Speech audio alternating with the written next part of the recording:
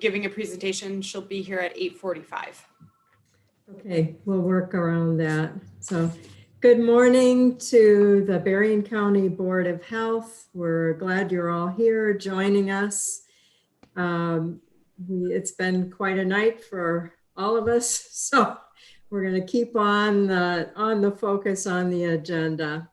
So the first thing on the agenda is the Board of Health minutes. We thank Kim for her good work in getting these done. May I have a motion for approval?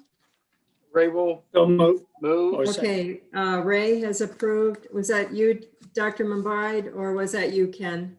Me, it's fine. Okay, so the second was Dr. Edwards. Any discussion on the minutes? Nope. All in favor? Aye. Aye. Opposed? All right, motion carried. We have vouchers and Lisa, I only see one box. Yep, there's only one I thought was kind of worth noting, and it's a furniture purchase related to our new staffing and configuring the office. So it was $7,870 related to 2 Metro office interiors to sort of create those office spaces. All right, so you have the vouchers in front of you. So there are $68,236.19 for the health fund, and contagious diseases, $814.24. May I have a motion for their approval? So moved. Okay, Joe has moved, and is there a second? Linda seconds. Okay, Linda Stroll second. Any discussion? All those in favor? Aye. Opposed? Motion carried. So if it's the possibility, or if the board is willing, I see that there are 3 resolutions. If we can take them together, if no one has any objections. So, so let's go with the resolutions, Nikki, and unmute. Yep, my apologies. My version of the agenda only has 1 resolution on it, so I'm going to pull the electronic up. Which one is first? Is this the CPBC agreement? Yes. Okay. So Maybe you didn't. Yeah, I had 3 when I looked at the last agenda, so sorry. Yep, no, that's okay. I think you are correct. So are the other 2, I'm sorry, Peg, are the other 2 that are on the agenda the Magic Seat and the Spectrum Health Lakeland? That's correct.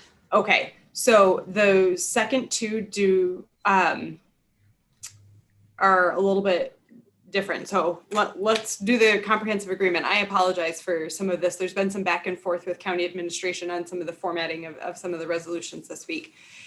So the first one is for the comprehensive agreement. This is additional funding that we have received. $55,000 has come from the coronavirus relief funds and is to be used for case investigation and contact tracing. So this would be accepting that, as well as an additional $30,000 has come in for our family planning program. And these are some of the amendments that the family planning is, we sometimes get extra money throughout the year. So this is part of that. So that would bring our grand total for the comprehensive agreement for this fiscal year to $4,777,209. Okay, I note that the resolution that I'm looking at didn't include the family planning money, and the total is different. So Okay. I think because of the difference in the resolution that maybe take this one separate and ask for a motion that includes that $30,000 in addition to the 55,000 from the So Michigan. I've Department of Health. Yeah, I've shared my screen to put the resolution language up in front of the board right now, Okay, since you don't Oh, have there- the updated version in your packet. And Nikki, Okay. sorry to interrupt. I just want to make sure there was an email that went out Monday late afternoon from Kim. I think it was like 4 p.m. That might have the correct resolution in it. okay, sorry, I missed that one. Okay,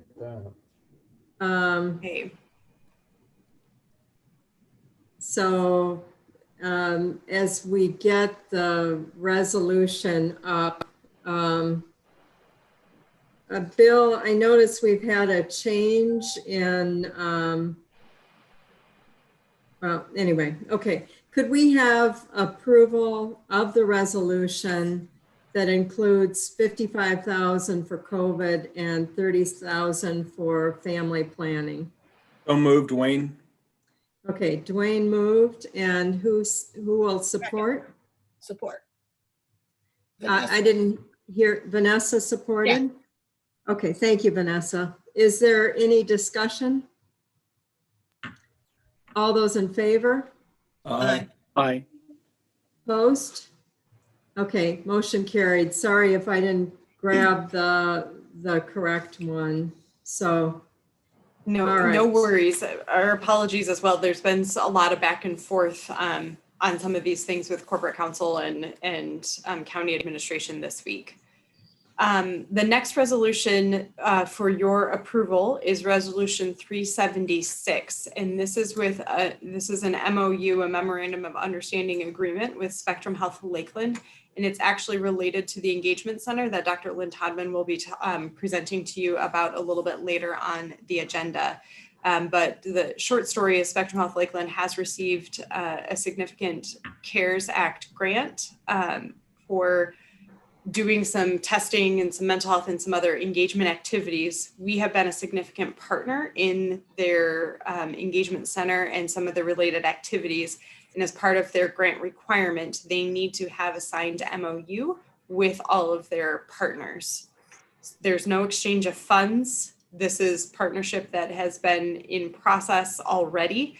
And we have been advised by corporate counsel that it needs to come before the Board of Health and the Board of Commissioners to sign the resolution before we can sign the MOU. So Courtney has been lead on this a little bit more, and the reason, or Courtney has been lead on this, but some of the things we're doing is providing flu vaccinations at their engagement center that will be a live brick and mortar location at least through the end of the year. And there's been some support with mental health services, including the community resiliency model, which we have Keena King is a teacher in that, as well as some communication and outreach support. So no funds are changing hands. It's just partnership and alignment of our services to better reach residents specifically in Benton Harbor. Courtney, do you have anything you want to add? Oh, I think Nikki got it. I know Lynn will be here to share, so want to save that for her. All right. So maybe we'll take the resolutions one by one. Peg, if I could, I had my hand raised. I don't know if you can see it or not. Sorry. Before Lynn gets here, I do think this is worthy of some discussion, Nikki. This is a very short-term engagement. I just want to make sure that county funds are not being expended. Lynn was apportioned $1.2 million for this endeavor. And I'm just wondering, is there any opportunity here for continuation of this endeavor beyond the December 31st? It just seems that this is a very rapid engagement and without any defined sustainability. And I'm just wondering if you could clarify that from the county perspective. Yeah, and you raise very, very valid concerns that all of us have struggled with, and all of us, I would include our Spectrum Health Lakeland partners as well.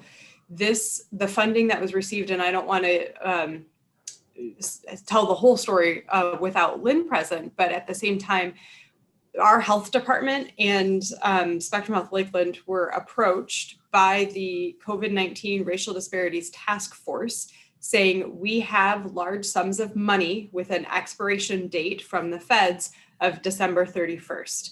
And we want to make sure they're deployed in communities that have been impacted by this. Can you come up with some sort of a proposal? We know that it's going to be only through the end of the year, but we would love to be able to do something. What can you come up with that would be limited in time? So this was some of the planning that was done that happened in August. The state then did not make any decisions about who was funded until I think it was September 30th, maybe, was when funding decisions were made, and there were changes in the award amount. So it was saying you can't do this, but you can do that.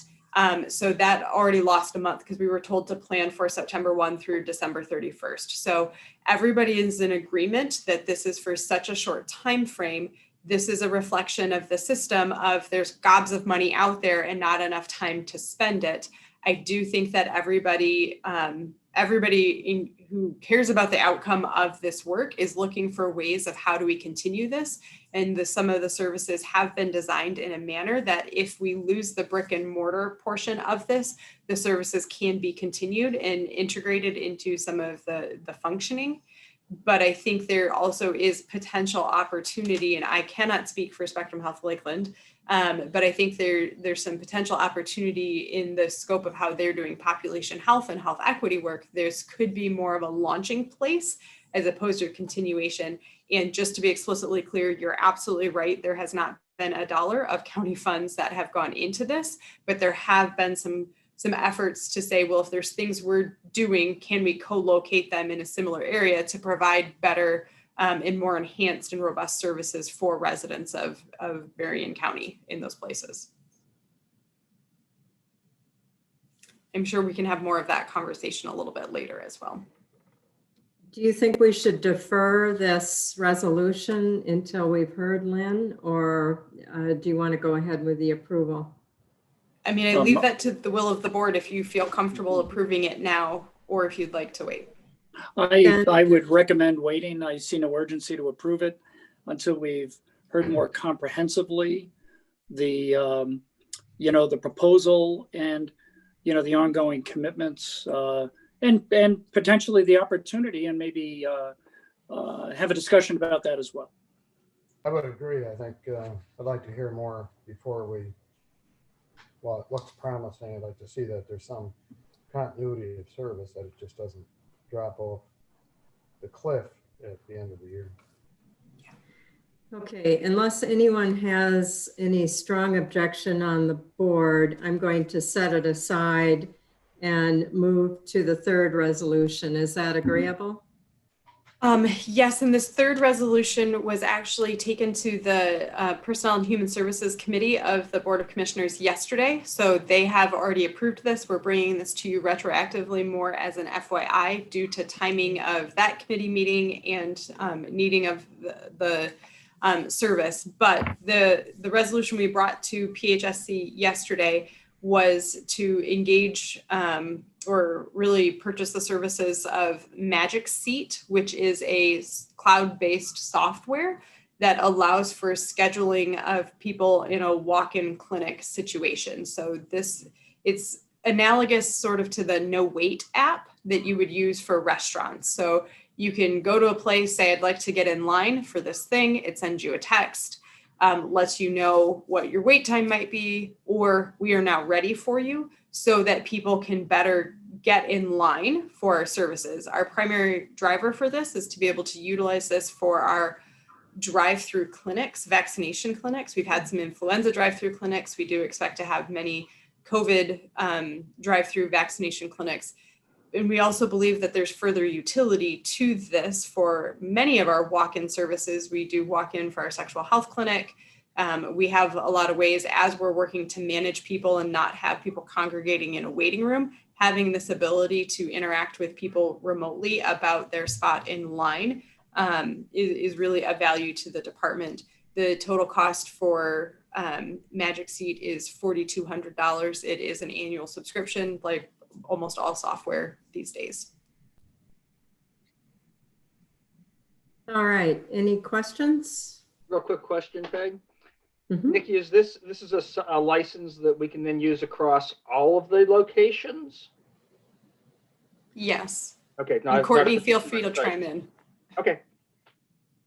Yeah, we're using it because we operate a little bit different than a clinic, right? A lot of clinics would use this for each doctor when they have time, Sure. and we'll be able to use it more from a program service line. So WIC, sexual health, IMS.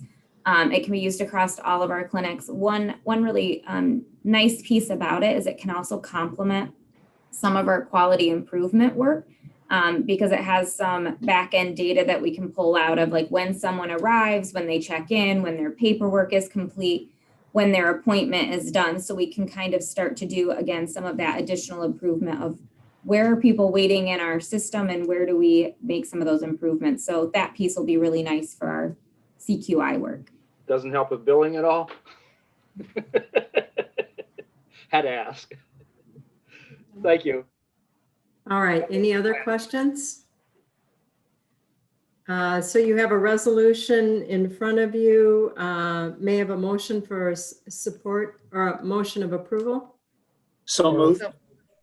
Okay, so Dr. Edwards moved and Linda supported. Joe, Okay. All right, any discussion? All those in favor? Aye. Opposed? All right. So we're deferring on one resolution. I'm going to move it down, Nikki, to number 5 after we hear Lynn Todman. But we have someone to honor. Craig, thanks for joining us.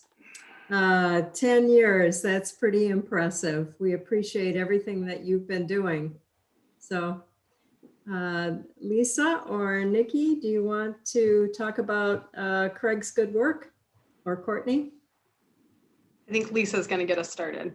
Yep. So Craig is here with us. I know he might look a little different these days, but since Yeah. maybe you've seen him last, but for 10 years, that's a decade of time, man.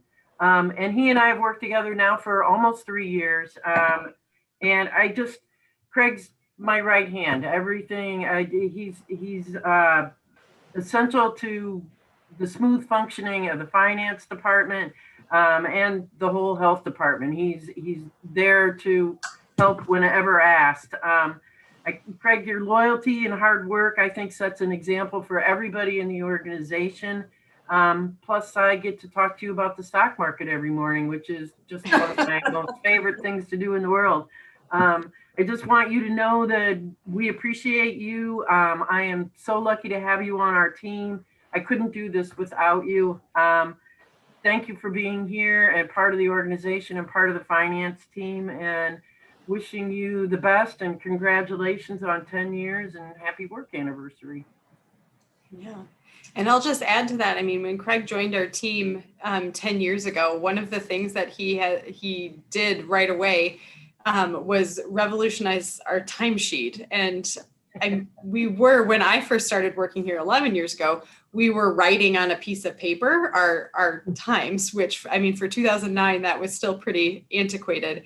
Craig was able to get us up, and we have an Excel-based timesheet. So we still have not been able to find a product that is able to track the complexity of tracking our time in the same way that Craig's solution with the timesheet has been, but we appreciated that, and that really has set the stage for Craig has looked for new ways. He loves to use Excel, has a lot of really good Excel skills, and is able to find new ways to track things, and is not afraid to say, okay, maybe we could do this a little bit better. Maybe we could automate this process a bit more, and definitely appreciate that.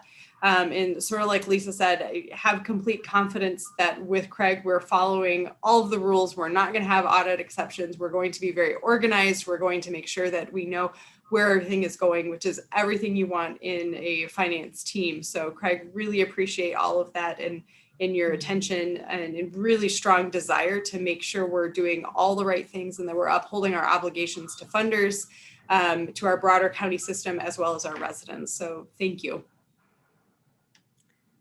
Thanks so much, Craig. I wish I could be there to shake your hand, but I'm going to have to do it virtually. So thanks for joining us and all your good work.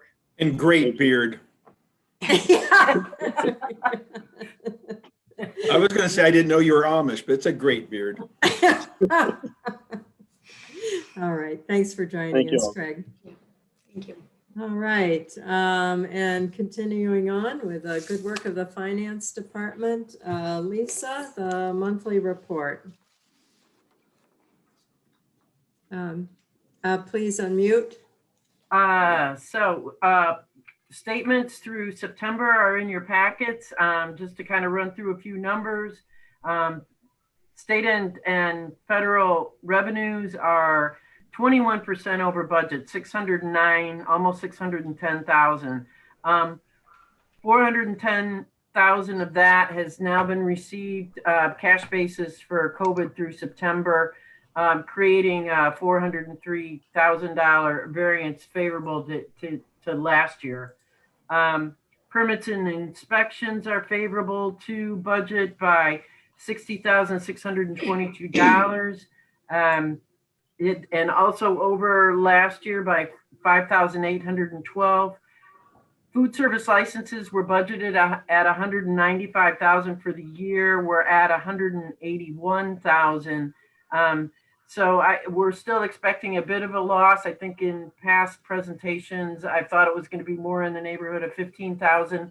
I think we're going to be a little under, maybe about 5,000 under budget. Medicare, Medicaid, private insurance, clinic revenues are under budget, 42%, 86,000, and down about 20% over last year. Clinic revenues, again, reflect the closure earlier in the year for in-person visits. And I think we will remain about $85,000 under budget for the year. Medicaid Title 19 cost reimbursement through September is over budget 21,000. I think that'll even out as we go through this last quarter of the year. On the expenditure side, overall direct expenditures before county services are under budget 384,000. That's about 8%. And after I factor out from last year, the medical examiner and on the supplies line, purchase of water filters, we are, wait, I just lost my place here.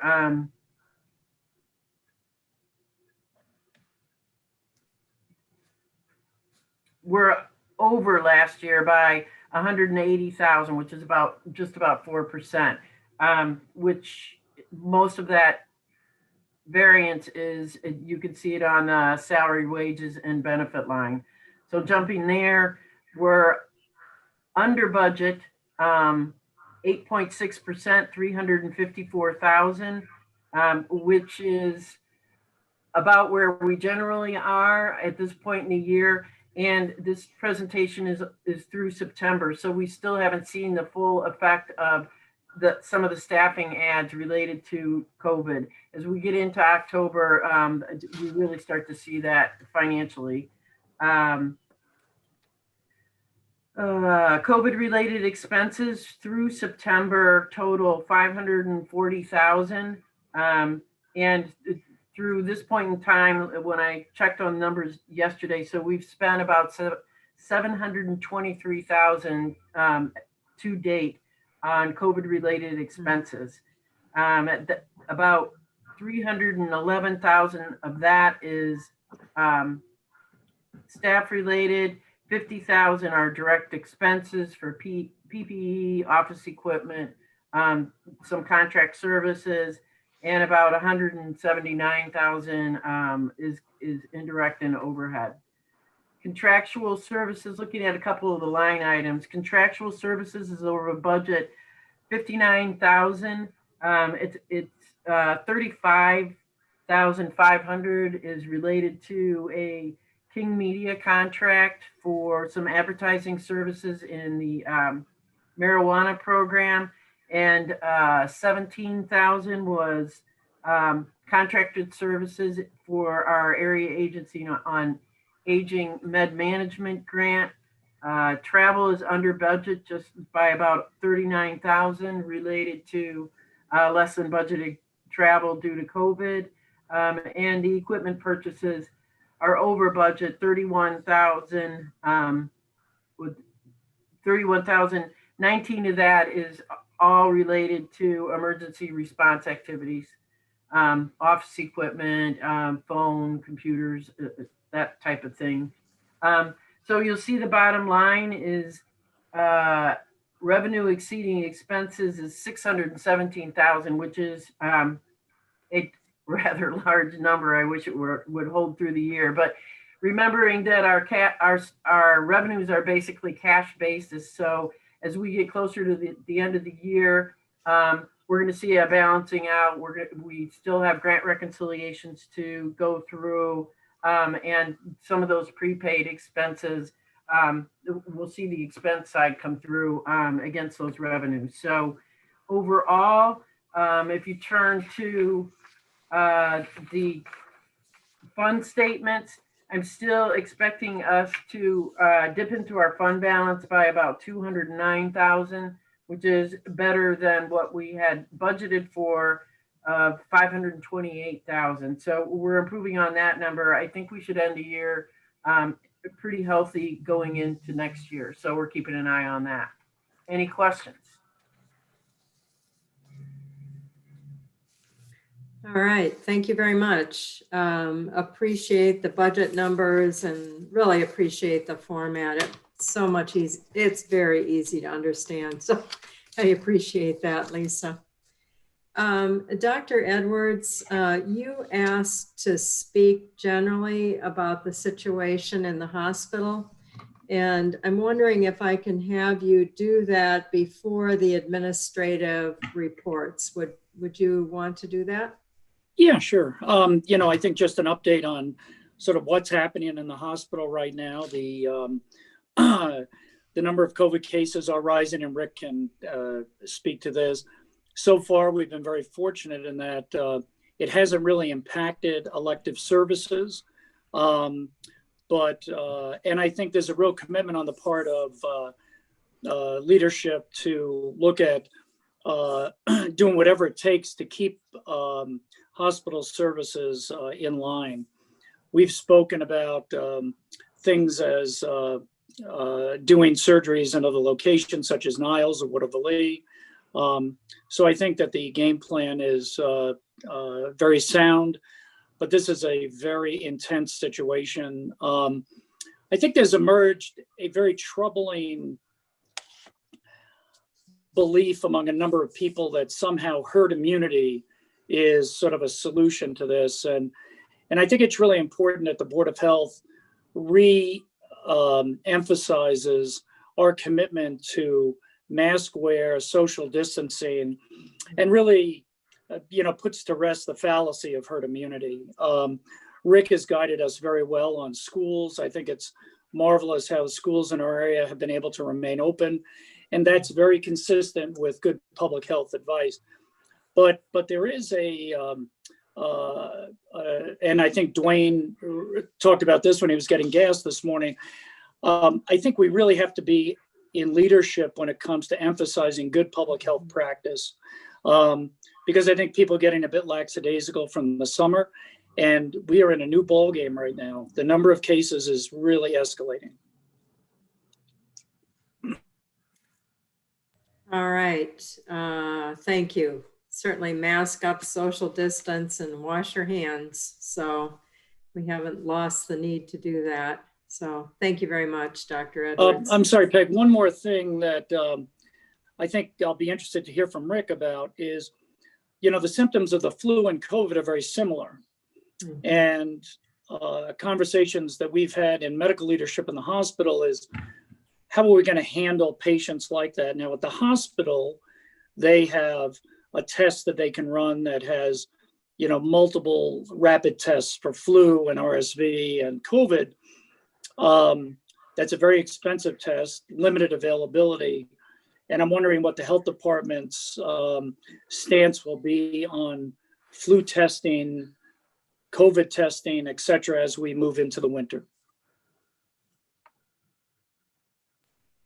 Yeah, I'll just say the symptoms are indistinguishable with the basic exception of loss of taste and smell is pretty much in some ways better than an actual test for COVID. So if you lose taste or smell, then you probably got COVID. Otherwise, the symptoms are indistinguishable. There are some people who claim they can tell by the sound of your cough and the way your cough is, which you're more likely to have, and whether that's reproducible or not is yet to be seen. So, and you're right, there aren't enough tests to do everybody for that combo test where you can tell both. There's probably enough tests to do everybody who's close to being admitted to the hospital. That'll go on for, forever. And I still believe that a majority of the cases that are in the hospital are not actually there because of COVID. And that's an ongoing discussion with Lakeland, and many agree with me, and a couple there just keep looking at the ICD-9 diagnostic codes and see that, what this unprecedented number of COVID positive cases is. There's never been any one diagnosis, but we've never tested for anything like this. So it doesn't actually fit the model, in my opinion. So the range is 25 to 60% of the COVID positive cases in Lakeland right now, which is some 20-something cases, actually probably really are there because of COVID.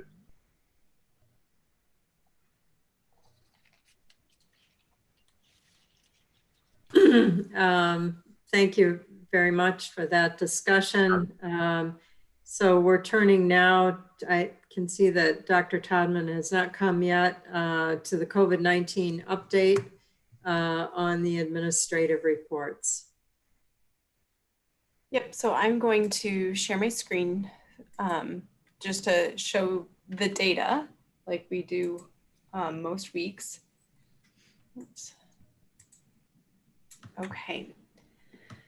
So, not a lot has changed in the data trend since we met last Friday, but just to show you, we are continuing to see increases in the number of cases reported per day. We have not really seen any signs of slowing. We always see a little bit of this downward tick, but that's usually because the last day of data was an incomplete day. So we did set a record. We continue to set records for a number of new cases, but on Sunday, there were over 80 cases that were reported to our department. So we're continuing to work through just what are our processes, how do we do this? That is an unattainable pace of case investigation for us to keep up with. So we are continuing to work through what does that look like as health departments across the state and across the country are all having those conversations if they haven't already. We, in addition to the confirmed cases, because we know confirmed cases alone is not really a good metric of what's going on, as it can be influenced by the amount of testing that we do and who seeks testing and all of those things. Percent positivity is something else that we look at. And again, this is the percent of COVID-19 tests that come back with a positive result. We've seen a little bit of a flattening around the 7-8% after a bit of a sharp increase. We've seen some of this leveling off. We'll see if that trend holds. It only makes sense that your percent positivity would increase as you continue to see more cases, because we don't believe we're seeing new cases because we're doing more testing. We haven't increased our amount of testing by enough to explain that. There is more transmission happening. This percent positivity trend is going to become increasingly difficult to understand and assess and compare over time, because we do know that there are many tests that are happening for Berrien County residents, and we're not getting negative results. We're only getting positive results. So a lot of the testing that's happening in Indiana, we're getting the positive results for Berrien County residents, but we never get the negatives for Berrien County residents. There are some employers and some other locations in Berrien County that are utilizing rapid antigen tests, and they are not always reporting negatives to us. We work with healthcare providers to get them to provide all the negatives, but as employers are using some of these, we're not getting those negative reports. So given what we're seeing with cases and all the other trends, we are having some real transmission. This trend is going to continue to be difficult to really compare over time. This is the age distribution, similar to what I showed you last Friday. You can see that we had a period of time where there were a lot more younger people. The light blue is 0 to 18 years. The orange is 19 to 49. There's definitely a larger proportion of our cases that are 50 plus, and the proportion of cases that are 70 plus is on a bit of an increase. Some of this is a reflection of some COVID-19 that is circulating through a skilled nursing facility right now. This, speaking of hospitals, this is the trend for some hospital data. The graph is currently listed as under construction on our dashboard because we had some issues somewhere in this time frame where hospitalizations were not being counted accurately in how the data was pulling from Lakeland system and being coded. It has been resolved, so we know more recent numbers are accurate, but this somewhere in here is not accurate, and we're working to really pin down the dates and of when that was not accurate and fix that. So what this is showing is that we are having a real increase in the number of people who are hospitalized and COVID positive. As we heard from the previous discussion, not every single person who's in the hospital with a COVID positive test is actually there for COVID symptoms, and there are other medical conditions that can be exacerbated. We also know that with the PCR test, it is incredibly sensitive, and it can pick up viral particles that may be lingering for a long time after infection. So when somebody tests PCR positive, it could be at a time when they are not necessarily infectious. And as we're having more people who are positive and are confirmed cases, we're going to have more people with some of these lingering positive results. So when we think about hospital resources and strain on the hospital and what is happening, the number of people that are there, regardless, does matter. But we have heard from our health system that we're not right now at the point where we're reaching capacity, and the hospital is very prepared to be able to address people's ongoing health needs. We know that there's been some delay in people seeking services. That does not need to continue. As Dr. Edwards was pointing out, there's a commitment to very safely doing some quote elective procedures and other things. People can safely continue receiving the healthcare that they need. And then this last graph is showing some of our death trends. There has been a bit of an increase in the number of COVID deaths we are seeing. And again, some of this is driven by the fact that we do have a long-term care facility right now that is experiencing an outbreak. There have been a couple that have had the virus circulating and have had some positive cases there. That is a more vulnerable population, more likely to have some serious complications when positive, also more likely to have some serious illness that may result in death within 30 days of a COVID test on all of that. So we do review all of the deaths. We are seeing a little bit of an uptick, but at this point, this is not unexpected given what we're seeing and where we're seeing the virus circulating. Okay. I'm going to stop sharing. So that's where we stand with the data. We're continuing to do a lot of planning around vaccination for COVID-19. We have heard reports that there could be a vaccine that's ready for distribution somewhere in the country, perhaps in December, if all of the approvals go as planned. We are really banking on how can we be prepared for that. We probably would not be the first county to receive doses, but we don't know how all of that's going to go. So we're planning for all those immunization clinics and what that might look like. We've received details on handling of vaccinations, which the handling definitely has an impact as to how much time you have to vaccinate people upon receipt of the vaccine. We've got a lot of partners we've got to be working with. And so we are really starting to ramp up those conversations with our partners. Spectrum Health Lakeland as our health system is going to be an important partner, but there are many other very important partners. We've seen lots of polls that show that many Americans are not saying that they are going to get a COVID vaccine or that they're interested in one right now.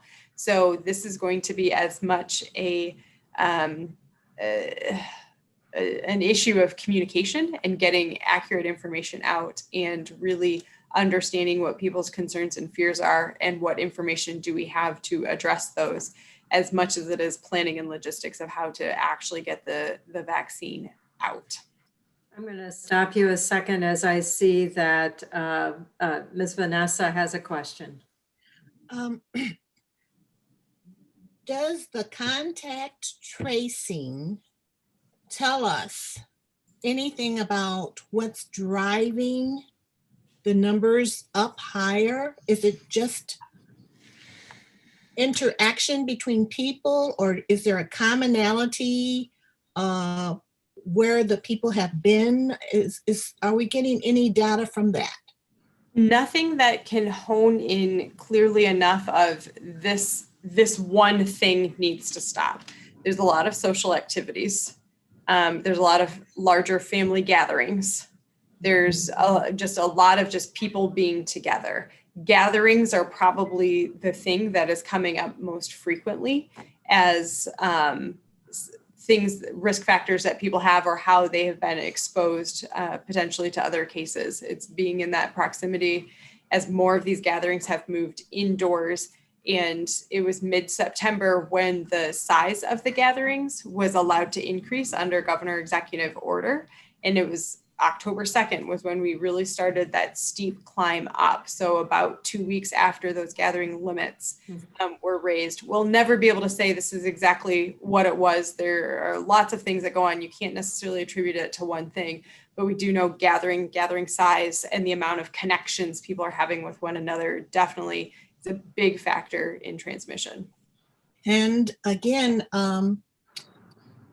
is the contact tracing giving us any more data on where the problems are? It's everywhere.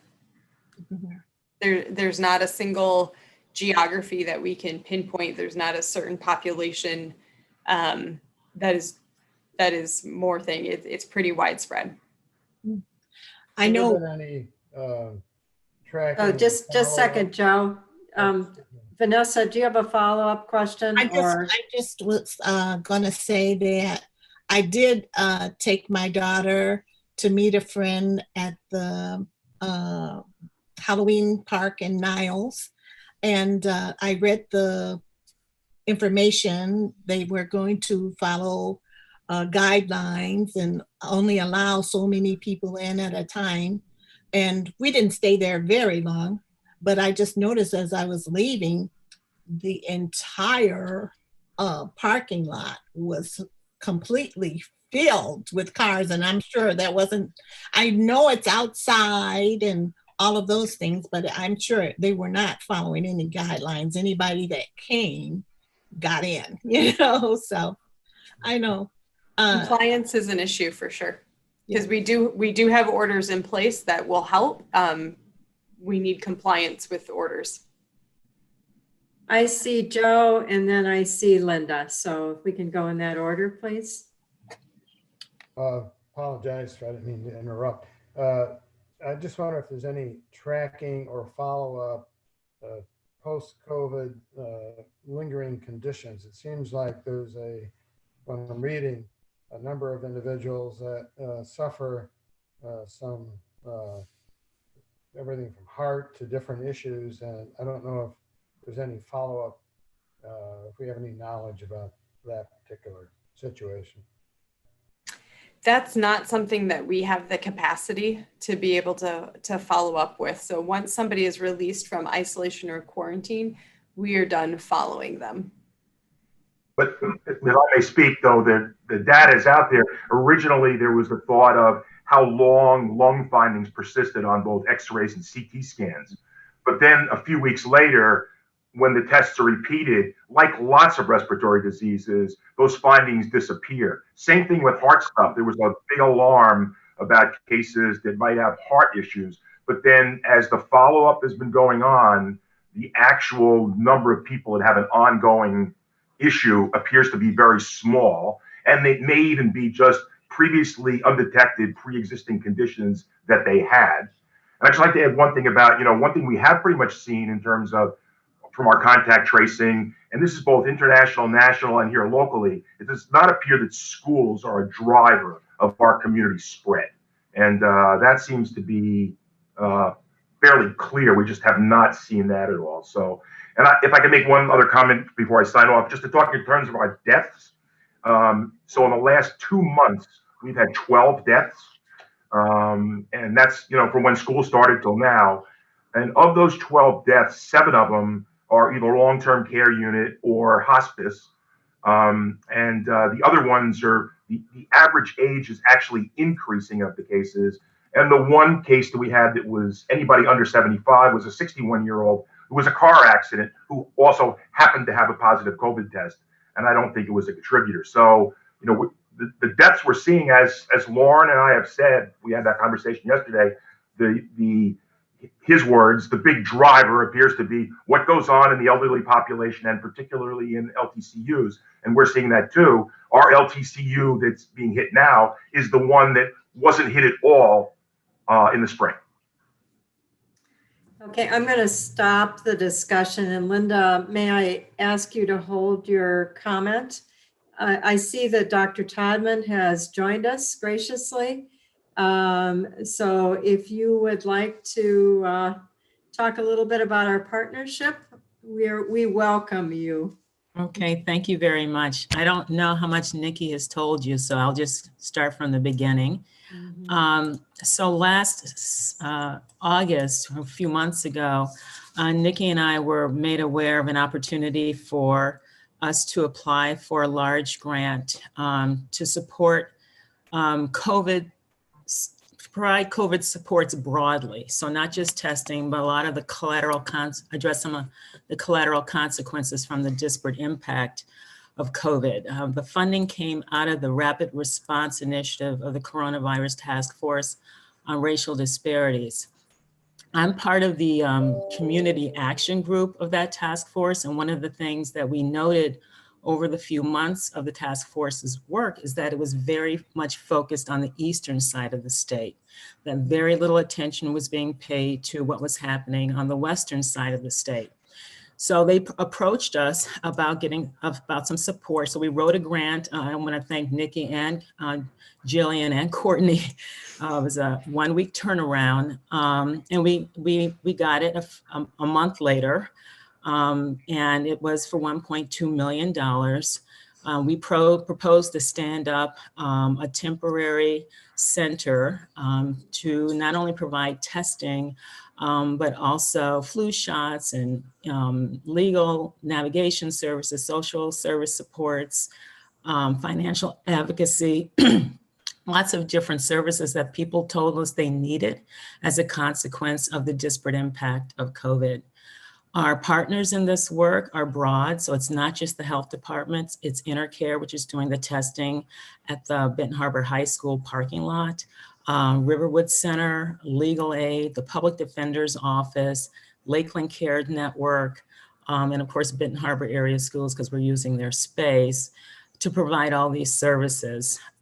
We opened on Monday, and this will be provided to the community through December 30th.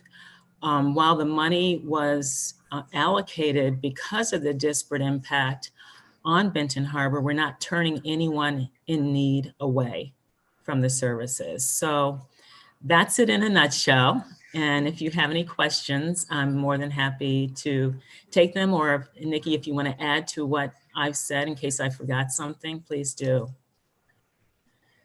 Okay. Go ahead, Nikki. And then I see Linda's hands up and Joe is off too. So Nikki, any comments? We can go straight to the board questions. That's fine. Okay. Linda.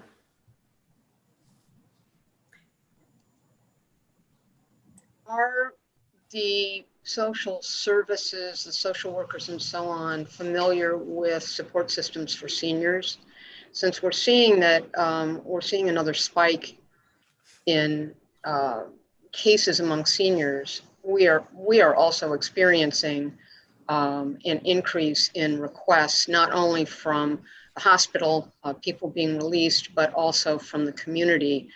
And I'm just wondering if part of that whole support wraparound services for people impacted might be meals for various people.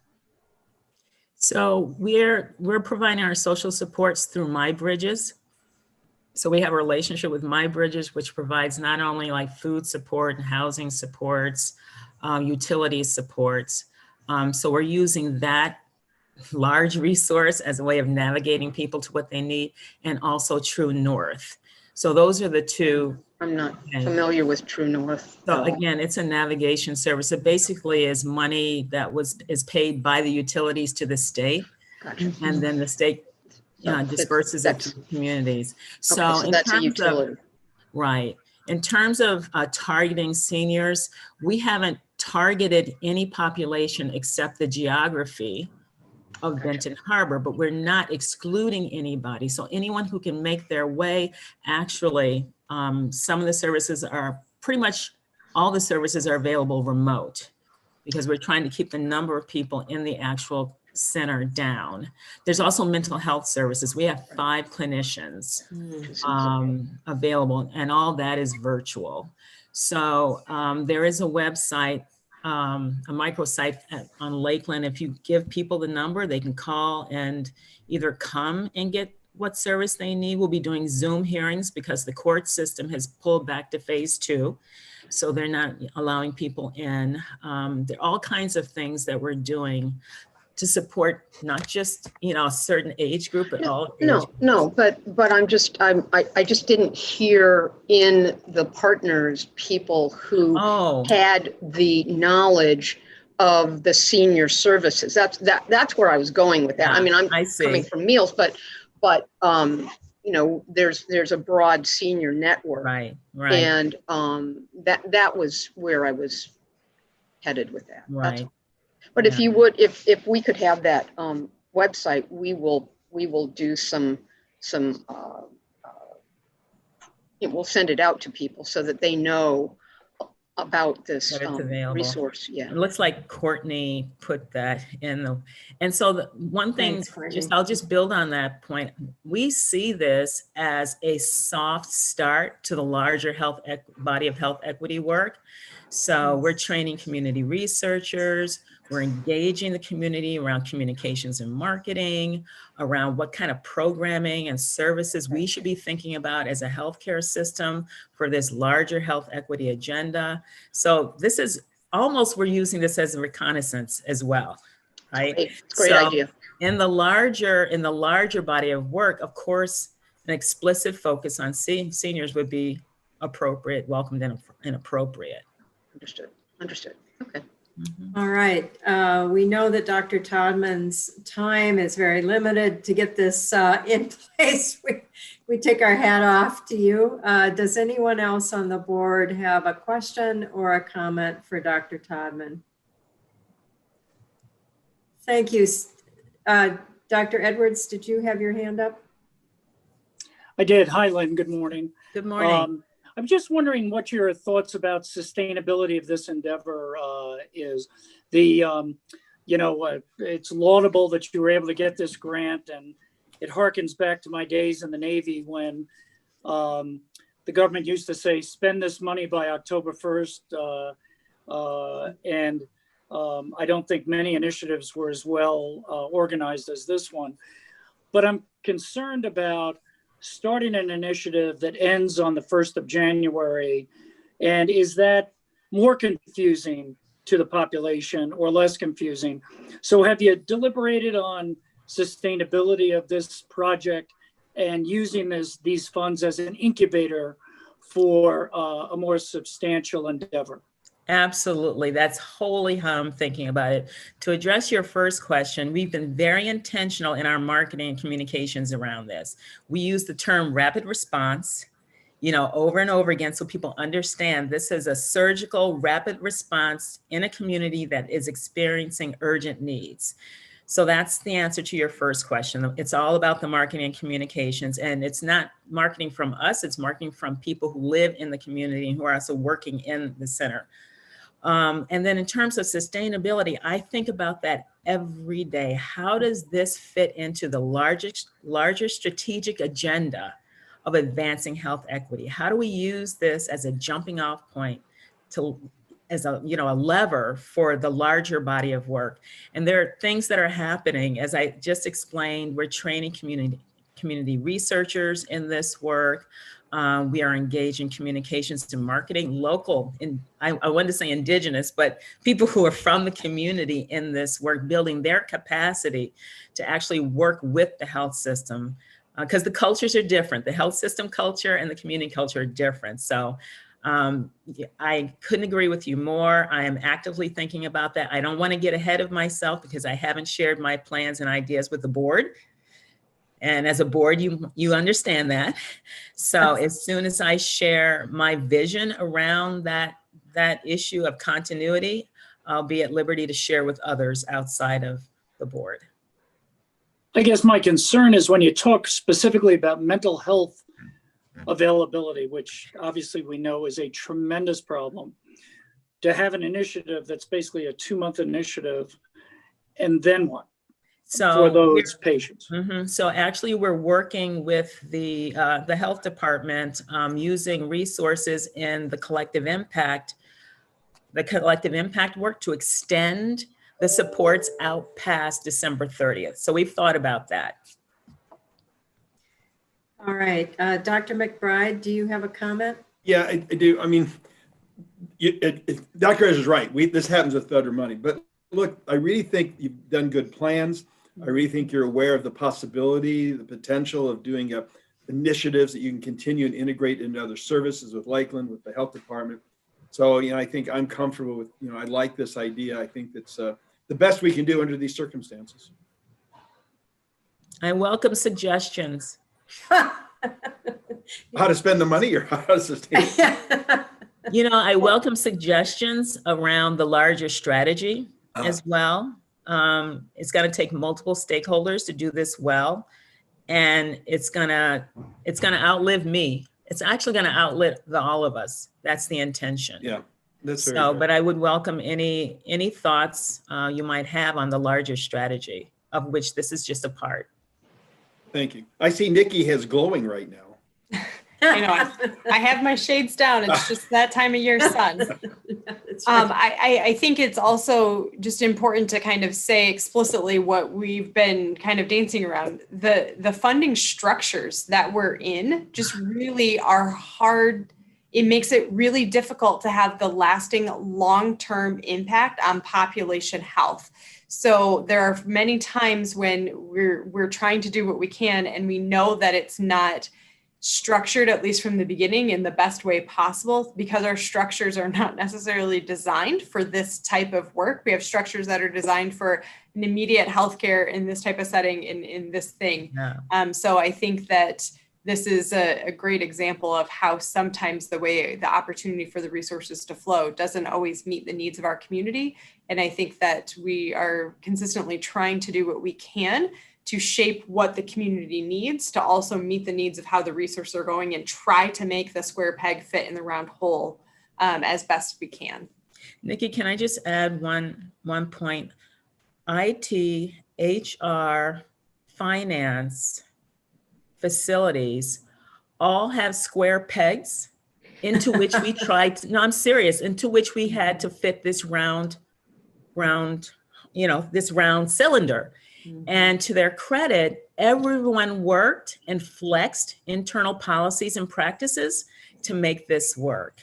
Mm-hmm. So yes, there are structural barriers, but I have to say that my colleagues at Lakeland did flex. And actually we challenged some of the ways things have been done conventionally and given them pause for like, well, why do we do it this way? And that actually helped. But Nikki makes a great point, trying to blend these structures and these systems together to create a cohesive kind of long-term initiative is a challenge. So Linda, I'm going to hold you for a minute. I see that Vanessa, you have your microphone is on. Ms. Vanessa, do you want to say anything? Well, I just want to say that I feel that the idea of community researchers is just awesome. As Nikki said, that we're not, as the health department, always able to do everything that we would like to do, we need to do. We recognize problems, but we don't have the resources. And I really do appreciate the fact that you're in training people to take that on, and because it just goes across the board, the spectrum of everything that's happening in our community, not just COVID, you know. Right. So I think that's awesome. Great. Good. Okay, Linda, a comment, and if there are no more questions after Linda, I want to respect your time, Dr. Todman. No problem. So, yeah. Problem. I think in a sense, the golden lining of this pandemic has been a willingness of people to be more flexible and to look at new ways of doing things, and to look at new ways of doing old things and new ways of approaching problems. And I know we've had a lot of change in our organization, and I think that that's really the real plus in this, is that it's been a complete business disruptor, and we've had to change how we think, and that in my opinion has to be a good thing. It is. Yeah. Kudos. Joe, did you have a comment? No? Okay. Nikki, do you want to do a summary? Yes. So you've heard more about the Better Health for Benton Harbor Engagement Center, some of the services offered, how this fits into a larger context, and what some thoughts are for how to introduce sustainability and make some of the service line continue.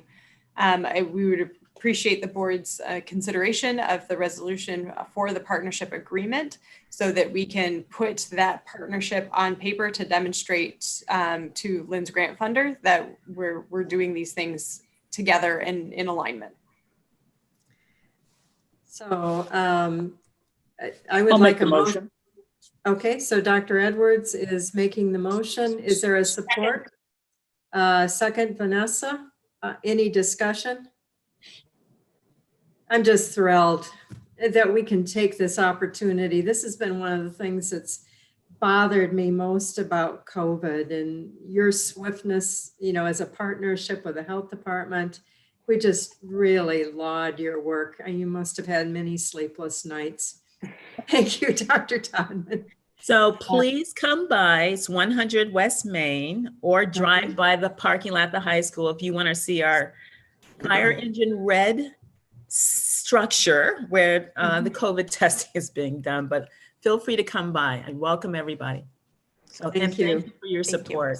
Yeah, thank you for joining us. Okay. So we have a motion for approval. All those in favor? Aye. Opposed? Motion carried. Go back to work. Use that money.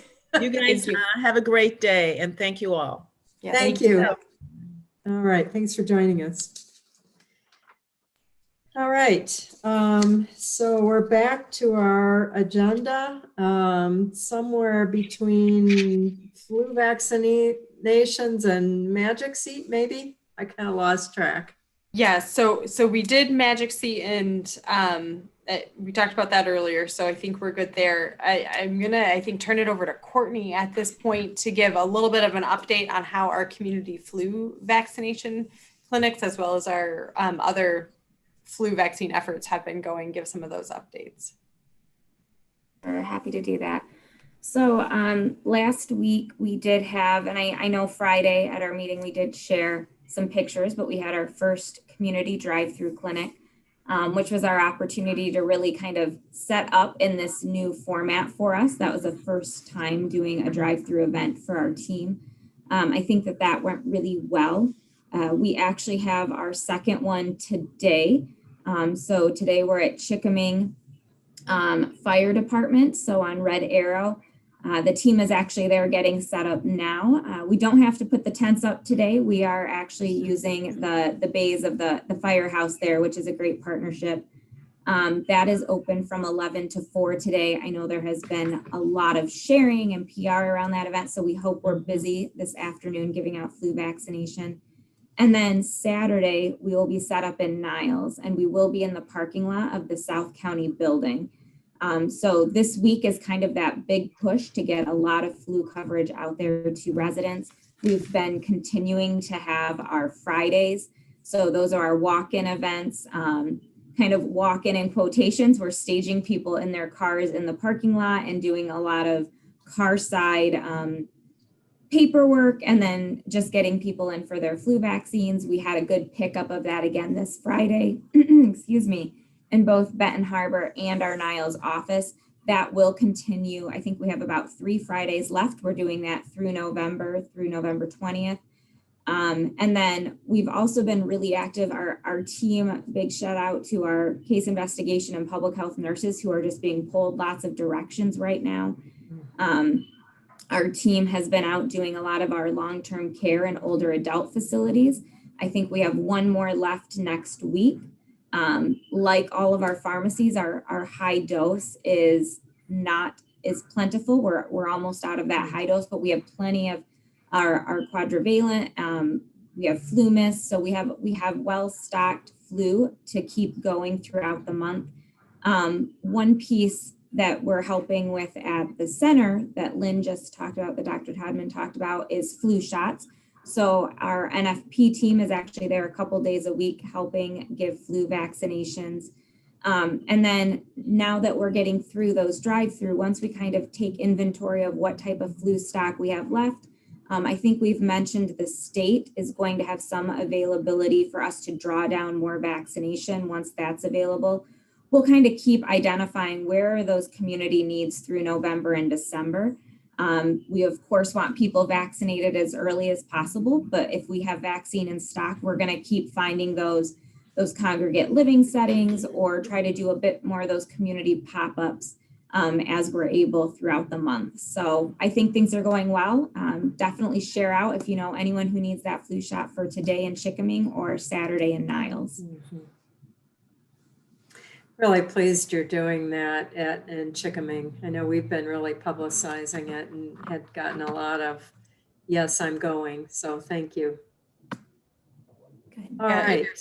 And just to continue to, I mean, I know Courtney mentioned this, but the fact that we have vaccination and case investigation increasing so sharply at the same time has really been a huge strain on our team. And so as part of that, we have been training even more members of our staff to be able to do case investigation, so that nurses are the only ones that can give the vaccines, but we can train additional people. We've tapped out almost everybody for that can be for being a case investigator or contact tracer. We're continuing to adjust some of the dials on our other services. So we do have some other services that for this period of time where we've got this extra burden with vaccine on top of the rising cases. So there might be instances where we might have lighter touches with some of our clients and some of our programs, or we're putting pause on something for a period of time. But just so you're all aware, we're continuing to manage that workflow, pressing pause where we can to really make sure we can keep carrying this boulder up the hill. Well, thank you all. All right. Linda, I wanted to make sure I stopped you at one point, and I want to make sure that I honor if you had any questions. Sorry about that. So It's gone out the window. So okay. Who knows? All right. I mean, I do think one of the things, I read a very interesting Wall Street Journal article yesterday about the long-term effects. And it seems to me that perhaps some, and forgive me, this may not be what the health department really wants to get into, but some more publicity about this is not necessarily 2 weeks of being sick and then I'm okay. There was a pretty poignant comment by a young man in his 20s who had been a track team, a long distance runner who now can't walk half a block. And and he said, you know, I just thought this was going to be two weeks and I'm done and everything's going to go back to normal. And I think maybe a broader message about longer term effects and also maybe more information about the asymptomatic spreaders. I think for me, that's a real concern. Anyway, as not a business owner, but somebody who's running a business that is almost home health care, the asymptomatic aspect I think is concerning. And it doesn't seem to me that it's been getting as much play locally, maybe, and maybe I'm wrong on that, but it's just a thought. And I think, Linda, you, I mean, right there have identified some of the biggest challenges with this particular virus, and the fact that it is so serious for some people who become infected, and it's virtually nothing for other people who are infected. I mean, communication, even if this was a consistent experience, communication is challenged and there are nuances.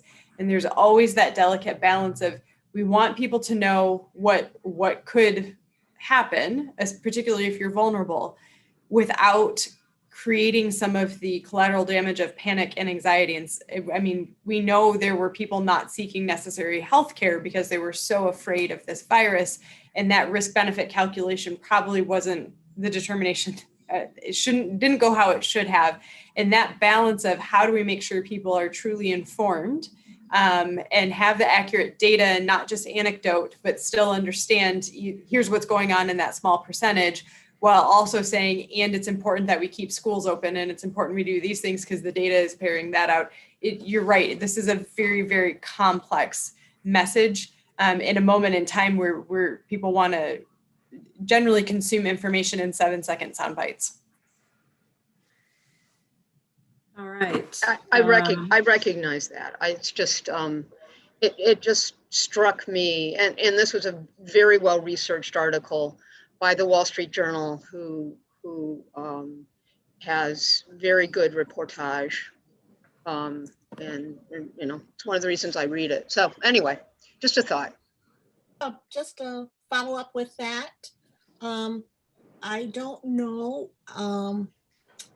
We did have some advertising money at one point in time. I don't know if that was just for one particular thing, but I think that it would be something to explore to get messages out in those sound bites that you mentioned, Nikki, even because I do know that sometimes there's public service announcements that, and even over the Black radio stations that sometimes I listen to get that message out to people, that it's not just, because I think it is, people do think maybe I'll get it, especially if I'm young, you know, in 2 weeks I'm done with it. But there are long-term problems with some people. And I think that would be a good thing to explore, to see if that we could get more of a message about those other problems that you may encounter. Yeah, those are things we can absolutely take into account. We do have some funding for communication specific to COVID. We do have some radio ads that are going out. We have some social media. We have some other things that are happening. A lot of what we were hoping to be able to do more media buys, and we were told that that was not an appropriate use of funding. This is a conversation I wish Jillian could join us, but I do want to just mention she's answering. We're getting tons and tons of hotline calls right now, and the majority of our staff who help answer the hotline are setting up for the flea clinic in Chickabee Township. So that's part of why you see her talking on the phone there, and she's not chiming in right here. Mm-hmm. All right. Dr. McBride. You know, since the Supreme Court in Michigan ruled the governor's orders, were invalid, unconstitutional, I really have seen a significant decline in mask wearing at the gas stations in Berrien Springs. A few days ago, I asked one of the clerks that almost no one was a mask in the gas station. And I said, I don't hear you reminding people to wear masks. She said, well, a manager told me I shouldn't have to, and I'm not going to do it. So I think, maybe one of the issues is can we communicate to managers, to owners of these facilities that masks are still public health orders and that it really does help prevent the spread? Yeah, I mean, we have some efforts underway. We will continue to try to ramp those up. We also would just encourage people, if you see things that seem to be violations of OSHA and the public health orders, there are ways to report all of those things to MyOSHA, especially through businesses, because that's technically in violation of the MyOSHA regulations as well. Okay. So there are ways that people can bring those complaints forward, and MyOSHA does have a process for following up on that. So. Okay, so I can turn them in. Courtney, would you put on the chat how you would turn, if people were so inclined to do that, so that they have the information? So, I mean, and certainly a call to the health department, we will do that as well, but going through MyOSHA is also a really great thing. And if MyOSHA being a regulatory agency, they feel like they have more teeth than we do in some situations. Thank you. Right. Mm-hmm. So Courtney, I'm giving you, are those the administrative reports, or are you? Yes, that's done. And if it's the pleasure of the board, we could punt the CHIRP presentation, the Community Health Improvement and Recovery Planning, to December, because we do need to still vote on our Board of Health slate of officers and the Board of Commissioners update. So if it's the pleasure of the board, we can delay that a month. All right, I'm cognizant of the time, so. All right, Bill, do you have a report from the Board of Commissioners? Not anything as important as this. Looks like we have maintained our commissioner group. And the website says the people running for my job are in a dead heat. I mean, exactly the same number. So I don't know what's going to happen, but they're not going to get me. So no. Thank you very much. All right. All right, you have before you a Board of Health slate of officers. Nikki, do you want to go through that? We have, Yep, we have Peg as chair, we have Joe as vice chair, and we have Kim as secretary. So similar to what you've seen for the last few years. But all right. May I have a motion for approval of? I move approval of the slate. Okay, so Dr. McBride approve. Linda and Vanessa second. Any discussion? All those in favor? Aye. Aye. Opposed?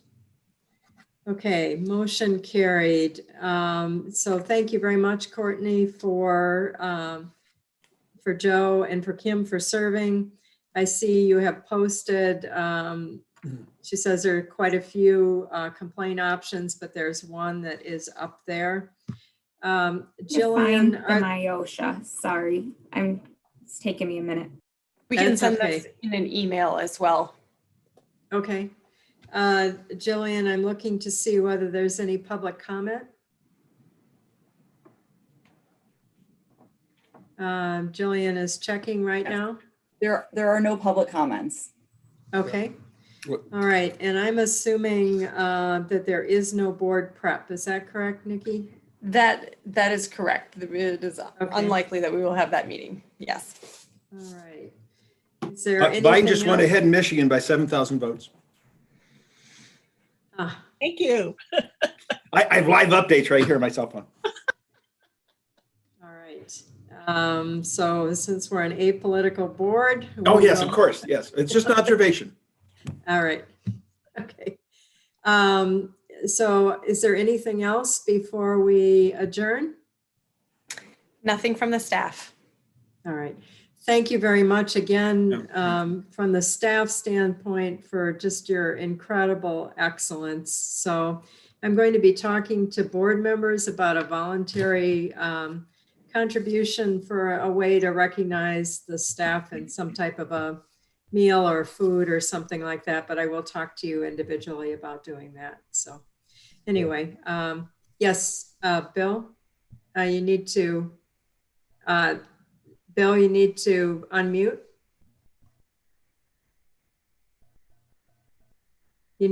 Okay, sorry, Bill. Just a point on that. Brian Doucette, the county administrator, and I are having a conversation with Senator Lasada on Friday morning. We continue to push our legislators and anybody that can help us in this to recognize first responders beyond the armed service, well, the police. And that certainly would first and foremost be many members of our board of our health department. So we're continuing to push. It's very, very inequitable, but that's where we stand. Thank you. Thank you. All right. We adjourn. We stand adjourned. Thank you all for joining us.